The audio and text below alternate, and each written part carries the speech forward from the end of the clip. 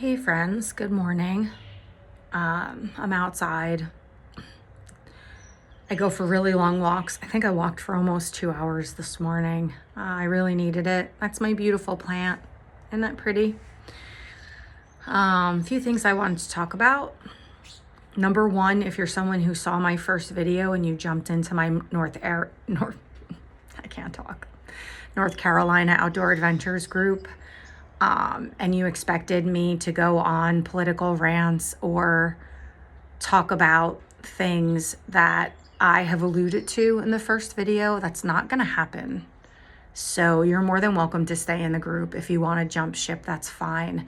My job is to regulate people's nervous system. I do emotional disaster relief. So my group was no one was allowed to talk politics on my hikes. We're in that group to de-stress, and I want to be a part of the solution and not the problem. So I'm not going to talk about those things in there. Some people, I don't know where you got it from. There must have been a misunderstanding, but there's no GoFundMe. You can donate to certain organizations that I highly support and recommend. But I'm not a GoFundMe person. I will say that I'm basically out of work, even though Pivot Point hired me before the storm. I'm essentially working as a volunteer right now. It is a not-for-profit, and he was awarded grants, but he needs grant money and donations and sponsorships to come through for us to get paid, and none of us really know what that's going to look like. We're having a meeting about that now. I'm trying to get yoga up and running again, but where I started teaching yoga was hit very hard, and I'm having trouble getting interest, and it's just because people's livelihoods were completely wrecked. So I personally don't have a ton of income coming in right now.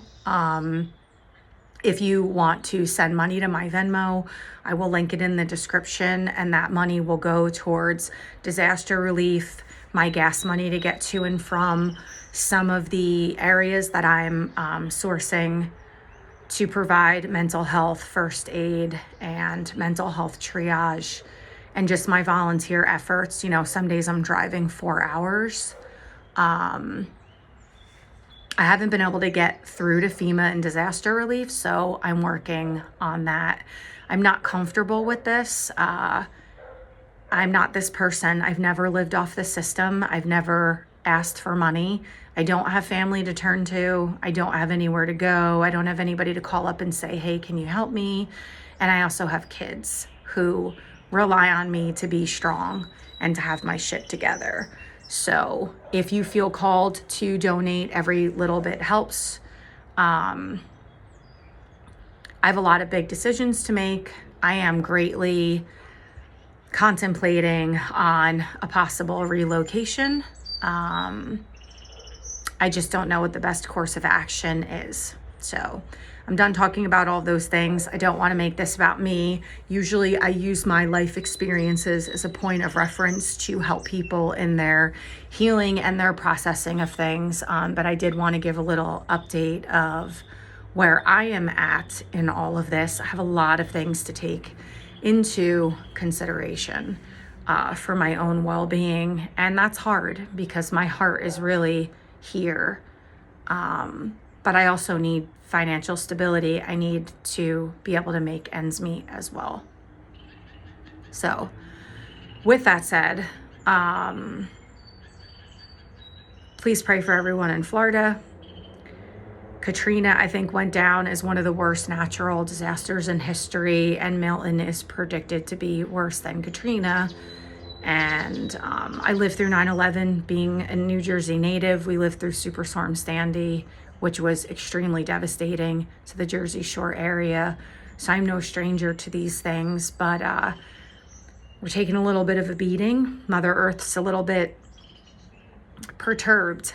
I think this is a real wake-up call for people who don't give a shit about this planet and who don't give back and who do not volunteer their time to give back to the earth. She's given us a whole lot, and I think you might want to rethink your strategy. You know what I mean? Plant a garden, Plant wildflowers, plant things that are going to be pollinators, attracting the bees. Start learning how to be more self-sustaining and self-sufficient and living off the land and growing your own. And when shit goes down like this, you better be prepared for worst case scenario. Have that bug bag ready, have your MREs, have at least 10 days worth of water and food. I am not adverse to guns, so not a bad idea. Have your provisions in line. I'm definitely contemplating investing in a generator in the future. And this was a really big wake-up call for even me, who considers myself a little bit of a prepper. I'm not a homesteader by any stretch of the imagination, but it is one of my goals. I did farm. My transition from New Jersey to South Carolina originally, I became a farmer, and I learned how to farm and irrigate fields and grow from seeds, and it was an amazing experience. So I would love to buy some land and live off the land a little bit more. Support local right now. Please support Western North Carolina businesses. Always support local. Stop giving to these big conglomerates. They have enough of our money. They don't need it. I promise you. I know sometimes it's easier and it's more convenient, but we really need to be mindful of who we're giving our money to, where our dollars are going. I do want to talk a little bit about mental health first aid and a little bit of triage. Many people, including myself, are suffering from survivor's guilt.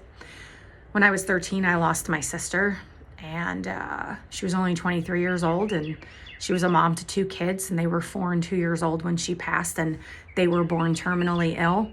So we had 3 terminally ill people living in my home. I don't share this. I don't need, oh, poor Carrie.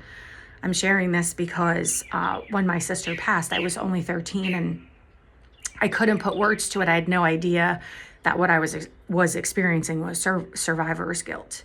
But I felt very strongly and adamantly, and I didn't share it out loud with anybody because the feelings, it terrified me. I honestly didn't know what to do with it. And I just thought it should be me. Like, she's a mom, she has kids. God should have taken me. Why did he take her? And it took me a while to move through that on my own because, again, I didn't have the tools and I didn't know what was happening. And I felt shameful saying it out loud. I didn't think my family would have been supportive of me talking that way. So I kind of held it in. And, fast forward when I lost my brother 19 years ago, this October 2nd was his 19th anniversary. He was only 39, and I experienced it then too. And the interesting thing about that was I was the mom. He didn't have kids. He was never married. And I just understood innately that this is a very real human response. When you lose someone close to you, or you watch people go through trauma and tragedy, and you feel so guilty that your life has more stability and security than that person. And so I went through a little bit of survivor's guilt with my brother because I felt like I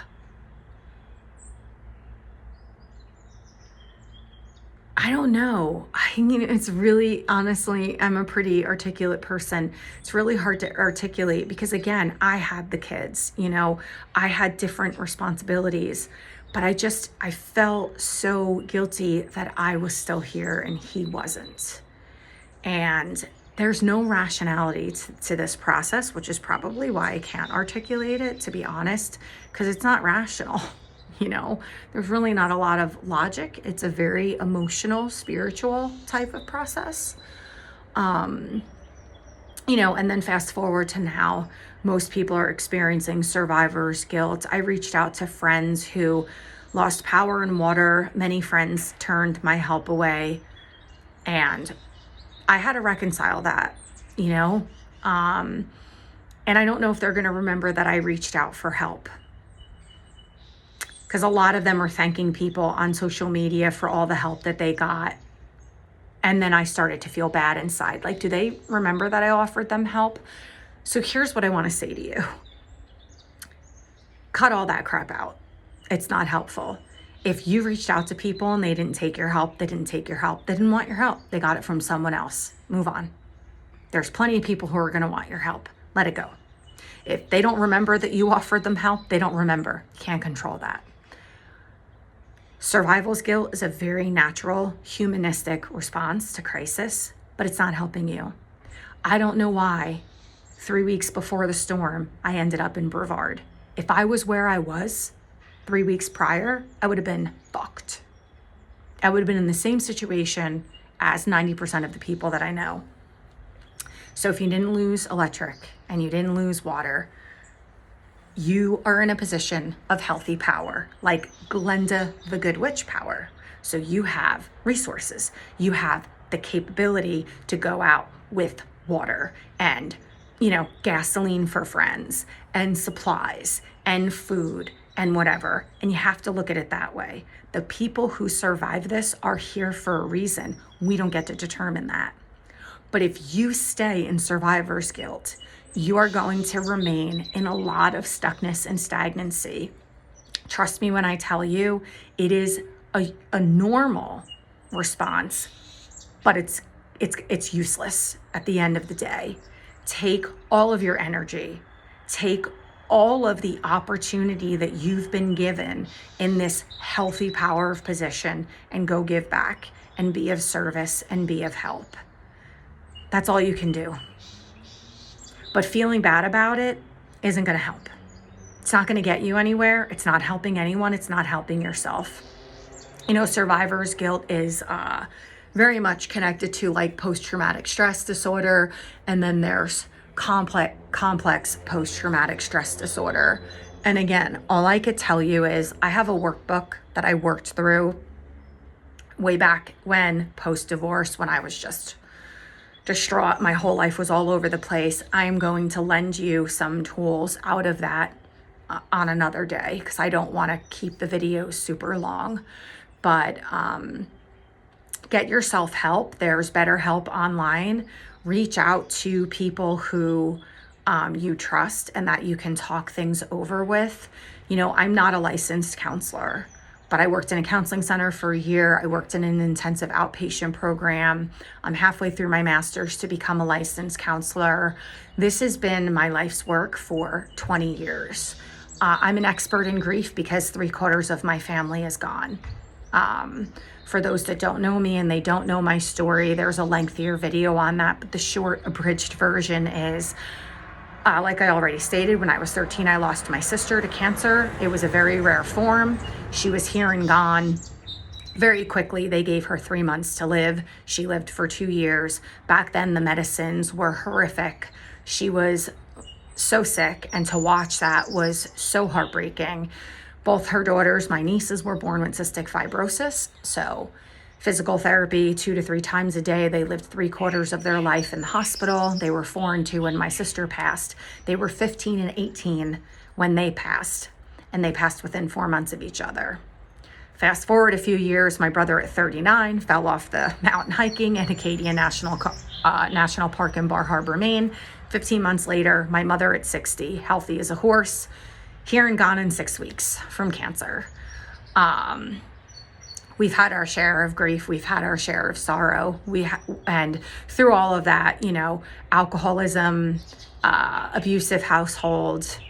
My 16-year-old cousin was riding her bicycle and killed. My mother's really good friend had a 5-year-old son. My daughters were the same age as her kids. They came over and played at my house. We became very close. The next day, I get a call. Her son's heart exploded and he died. This is just what happens when you come from a big family. My grandmother was one of 15, so we were either going to a funeral or a wedding in classic Irish fashion. I've had cousins that have died very, very young from erroneous diseases or tragedies. My sister's best friend died in a car accident. My ex-husband took his best friend's life in a car accident. So, and all these people were my friends too. They were all part of my world. They were all part of my life. And then my ex-husband's brother, who I was very good friends with, died very tragically. And so I was 17 years old and he was 16, I think. Yeah, so we run the gamut, but my immediate family, it was a lot, it was a lot. So that's what makes me an expert on grief. And I've done a ton of grief work, and I used to do grief processing circles and whatnot. So why am I sharing all this with you? Because if you need to reach out to me, I'm here for you. If it is above my level of care, I will resource you out to a higher level of care if it's beyond my scope of practice. I just don't want anybody to suffer alone. I'm hearing that even people who are deeply introverted and love their solitude are feeling very lonely. I have to be honest with you. I am feeling it because when you are in a crisis, everybody was running to their family. Now, my oldest daughter did tell me to come up and stay with her for a little bit, but I don't really know how that's going to be helpful, to be honest. I'm still considering it, and maybe I will, but they're in a tiny 1-bedroom apartment with 2 pets. I'm more than sure her boyfriend is saying that just to say it because it sounds nice to say. After a few days of me being there, believe me, it's like, oh my God, when is she going to leave? And I'm like, oh my God, this is so much. And I love them dearly, but it's a lot. Plus they both work and they can't take time off of work. So it's like, I'm just going to be sitting there alone. At least here, I'm in a little bit more of my comfort zone. But yeah, there's a lot to consider here. There's a lot to unpack. I don't know why things happen the way they do. I believe in God deeply. I believe He has a plan for us. I believe that we can take all of these fears and all of these worries and all of these concerns to God. And I believe that He hears us. And I believe that He's there for us. So if you survived this, you are here for a reason. You have a purpose. You're on purpose. That's not an accident, right? There's no God doesn't make mistakes. So there's no accident. And if you are like me, who experienced bare minimum inconveniences, people are going to be mad at you for that. I have found that. There's nothing you can do. Like I said, take your Glenn to the Good Witch superpowers and go out and help as many people are willing to receive it. If people are not willing to receive your help, there's nothing you can do. There's nothing you can do. So let it go. And go out and find the people who go, oh my gosh, thank you so much. Which brings me to my last thing. Not everyone's going to be grateful. Not everyone's going to say thank you. Please remember, we're in a crisis. People are in their primal brain for the most part, which means that the executive functioning, that high amount of intelligence in that prefrontal cortex is non-existent. They're back here in the amygdala, which houses fear. So they're in that fight, flight, freeze. They're in survival mode.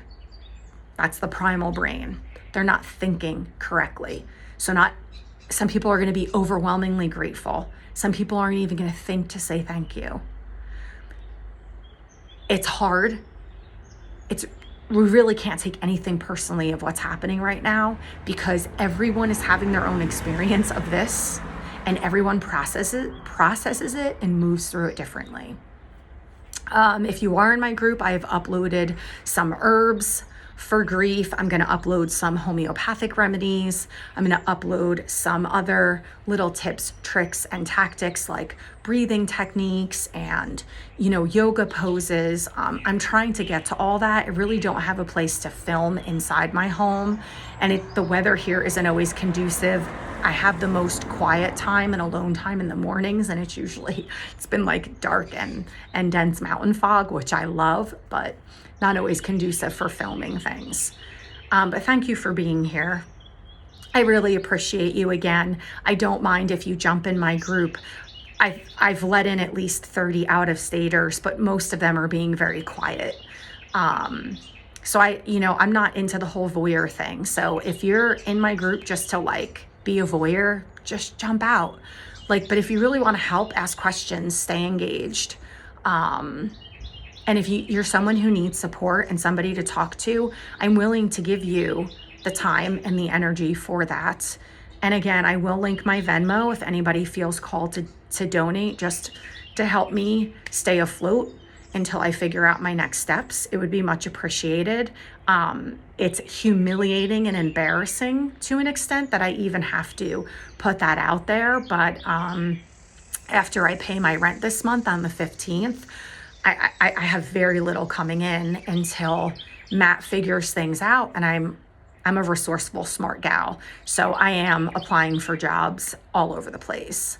As you can imagine, things are slow going with anything like that because just to drive places is, you know, it took me over 3 hours to get in and out of Marshall yesterday. And that's partially because of the National Guard convoy, but that was amazing to see.